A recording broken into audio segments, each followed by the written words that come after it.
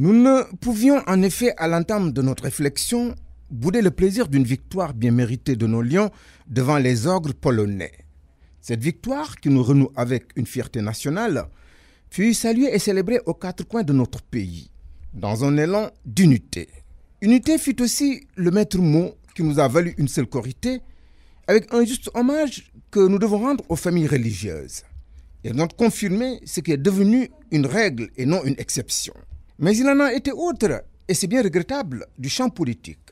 Trop habitués à saisir la moindre occasion pour exhumer des rancœurs ou alimenter des divergences, ces acteurs n'ont pu mettre à profit une journée de dévotion et de pardon pour s'appliquer une sorte de trêve des confiseurs. C'est en cela que procédés épistolaires et déclarations tous azimuts, souvent peu convenus, ont déterminé des messages adressés aux populations. Des messages aux contenus enrobés de sarcasme et d'attaques au vitriol contre un pouvoir en place. Nous y avons vu d'ailleurs les signes annonciateurs d'une future atmosphère de campagne politique qui pourrait ne pas être apaisée ni conciliante pour offrir des espaces de dialogue entre un pouvoir et son opposition. Et que les appels à une concertation lancés par le premier, sa disponibilité à aborder des questions d'intérêt général, ne sauront suffire à établir le rapprochement. Les dossiers politico-judiciaires en instance, marqués d'embastillement et d'interdits concernant des leaders politiques, sont passés par là.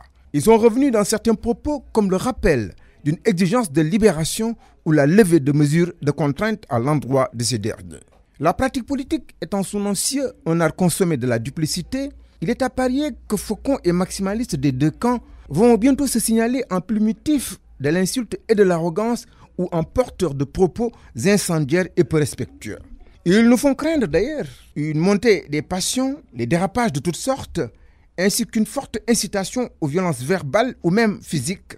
Autant de comportements qu'il nous faut bannir.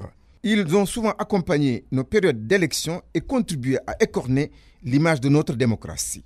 Nous retiendrons pour cela, au sortir de cette corité, les sermons pleins de sagesse de nos religieux et souhaiter un retour à plus de sérénité dans notre espace politique.